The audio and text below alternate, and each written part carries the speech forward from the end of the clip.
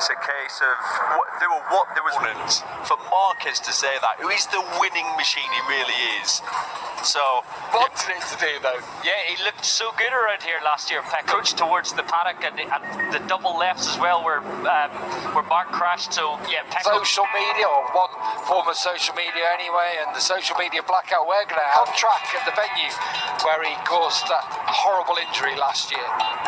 And it is an exciting time for everyone to be back here at the Spanish Grand Prix. Last time out in Portugal, but he'll be on song. He's been on the podium here before, the Yamaha on the Tech 3 Spanish Grand Prix. Thank you so much for joining us.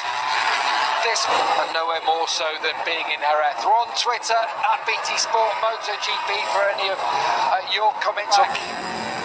Not for the first time, actually, since he injured his shoulder, badly, bearing in mind his arm was just recently plated. Yeah, he got just too much too soon. Remember how swollen it looked right at the end when he missed. Incredible save that he pulled off last year, before the race, before crashing out again.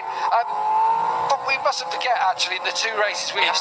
This style of track, that suits Fabio, and the... I wasn't able to quite have the body position I would like. And it'll be something as a McDougall, he always looked different after the injury, and it could well be that such a tuck in behind Aleix Espargaro. Whenever the Aprilia guys have been here, tested away here, pre-practice one, and Mark will just tuck in behind. It'll be interesting. That there, wasn't it? 21 years ago, Valentino Rossi on the 500, standing on the podium over the years here at this circuit, and actually his last podium did come here at the... Important round for Valentino. I think we all feel that, don't we? After, and I think we're all hoping coming to Jerez, a track that we know he loves, and his question is, has already arisen because of for this year. I mean, it's a clear no. Valentino doesn't want to be a nailing. Definitely a big round for Valentino. We got on board with Fabio Quartararo, king pole on both occasions that we came here, riding to victory at a place that he loves and he's had success at over the temperature. 138.0 for Marc Marquez in 2019. Pole position actually slower than the all-time lap record. Again, the fastest laps, and a 39.0 from Vinales. He actually... It looks like it should suit the Yamaha Suzukis, but what about the... Something in their chassis balance and how they design their bike, it does derive having something like a 6th and 8th here on an Aprilia 1 year. I'm sure that it works. Just seems... But it's got that feeling.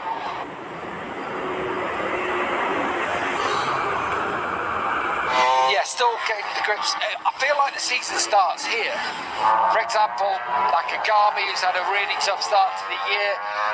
Great. If he doesn't, I'm in trouble. It's sort of more of a leveler. Yes, was going well. Obviously, Marc Marquez was going incredibly well. He was the fastest man on track by mile. It'll be really interesting to see how it all pans out, because there's sort of no way over the... well, for the last 30 years, if you think about it. So, no excuses when you leave Jerez. As he has been the last couple of years with that Petronas team. It's quite a few seasons. You're moving to World Superbikes, right? Your priority is to come back into this paddock and ride a Motogp bike. It's bizarre. At length earlier on today, as Valentino Rossi comes back into his garage, about Martin, who broke 7 bones. He's had 3 operations. The hospital says he's aiming for Mugello, which very easily.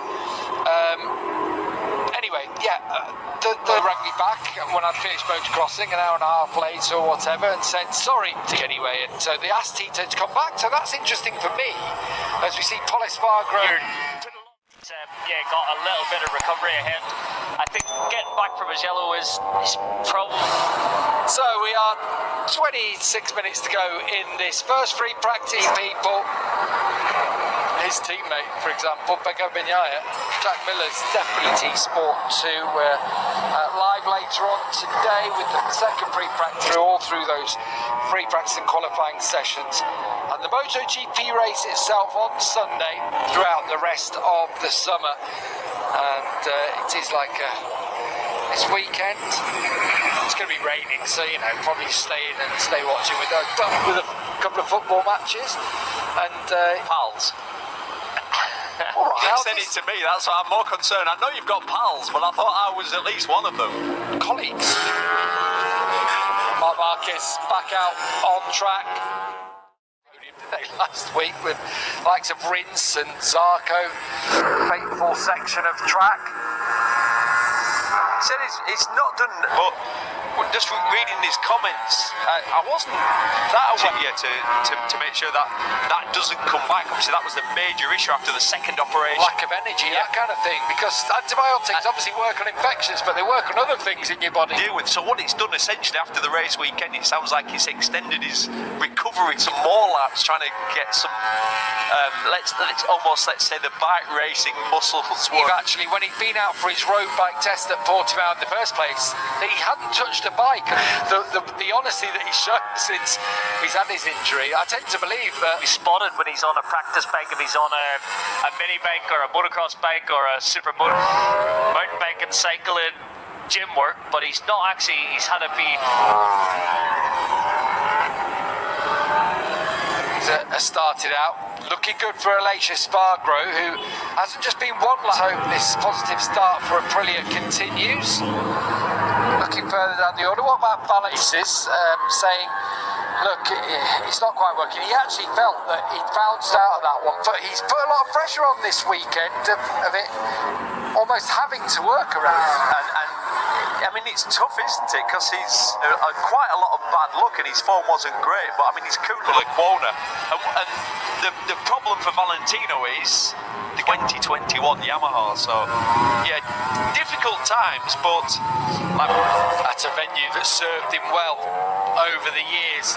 Times now, actually, he's shown red sectors throughout the track. We're just missing out on the run-up. Bear in mind, sector 2 is just one corner between... In the background, I think it might sounded like a graphic. crash. I think it was just the graphic here. Tell us about turn 1 here. Breaks, and then you can see that Suzuki protesting. He's like on the bottom of the earlier, Joan Mir's crew chief. Yeah, there's a few ripples appear, and is that turn 6? That's turn 1. Yeah, turn 1. So it's one of those corners, Gav. You don't have to pass the person on the brakes. Beside the best, if you outbrake someone into turn 1 by passing them, you will go wide. Past there, they'll have you in the run down to turn 2. You almost have to do it again. Yeah, good racing because of these style corners. Alex Rins, remember, but you all remember, Alex Rins and Cal Crutchlow both had big injuries and missed out, didn't they? Just a week on from fracturing and dislocating his shoulder and rode into 10th place. Marquez. Yeah, that was a tough injury, and he carried it well into the season, and it was still Alex Rins having kind of full fitness now.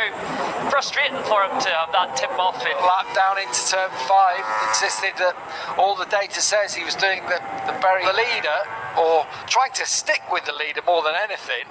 He's come across that position, I think, back to races last year, crashing out the lead in Austria. I can't criticise someone like Alex Rins for trying to win a race. Yeah, in the points. You're so right, and it's not like you don't look at Rins and go, do you know what, he's just way too inconsistent. Wrong. Yeah. A couple of times in the season where you'd have to say.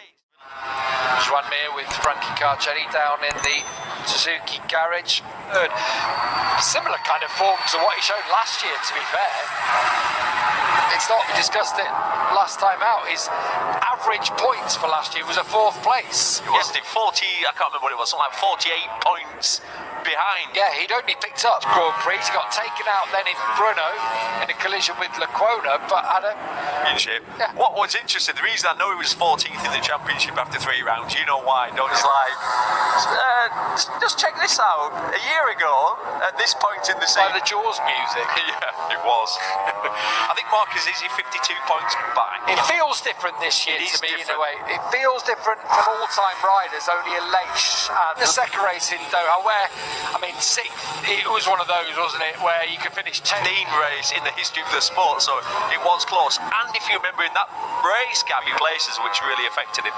And the thing for Pecco was strong here in the second race last year, so, but he seems to be able to get that bike working in corners. He's doing something, he's riding what he's doing. No, it's difficult when you watch him. He does. I remember even watching him around this nose, whereas everyone who's rode the Ducati before, quite flat, quite high in the front, a lot of brake. He looked similar in Portugal again. They look good through those fast rates in Qatar, fast and flowing, and it definitely seems to be clicking for Pecco. And somehow they were making that Desmos Sedici turn, even though it's quite a long and tall bike. And we saw that Dovi hadn't, and Dovi's big complaint was always that point in the corner, wasn't it? And secret with the bike, but it is Pecco who's coming through, and and Jack will probably be in a tough place at the moment. Yeah, it's not nice at all.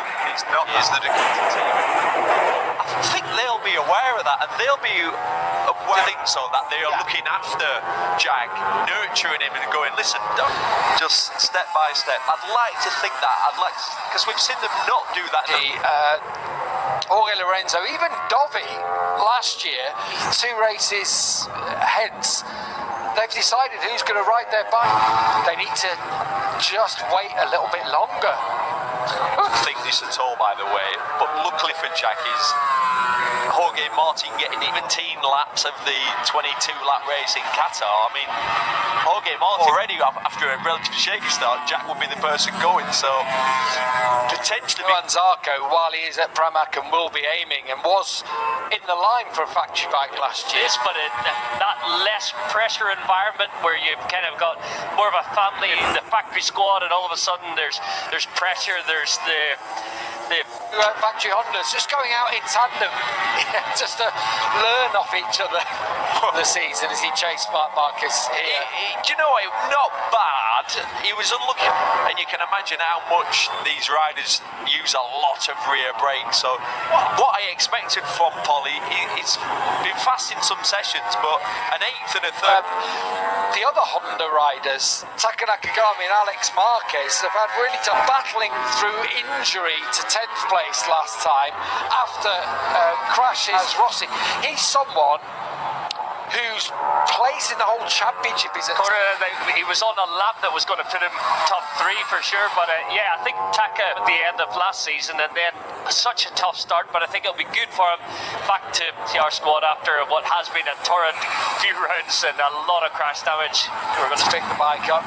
He was actually going for the long lap penalty. It was just, that's what he was. And at that point, with Nakagami's experience, is like, I'm going to release his breath. As Enea Bastianini just on track ahead of the season, 9th in the championship, 3 really good. Race pace right from the first round in Qatar. He looks good on the bike, and so might not spend too long in under the what's going to be the VR46. Whoa, Rossi! Do you know what? I was like, Pecco, where are you going there, mate? Yeah, it was what was happening on track at Cito Pons scored at that time as Brad Binder goes out that one, which we won't get into. We've only got 50 seconds left in this session. But Aprilia, or is there a chance of a Suzuki? Lots of Spanish Grand Prix. This is Marquez on one, and as Marquez gets it stopped down at turn 6, Dani Pedrosa corner. And Brad Binder goes top with a 138.013. The tyres, more importantly, the front tyre is clearly working. And right, we're back in the game, boys. They want different kinds of tyres that pretty much all the other manufacturers don't want to use at the races so far this year. And so finally they've moved this weekend. And good to see he done that lap with a soft front tyre on, so as the temperature increase, bikes on the grid. So yeah, good for Brad. And you have to think back to the first Jerez race last year. He run off. We've got a Yamaha 5th. No Suzuki's in that. Juan Mir rounding out the top 10. Binder at the top. We have got a weekend in store for you at the Spanish Grand Prix. Binder at the top on the KTM. And as Neil mentioned, 5 manufacturers in the top.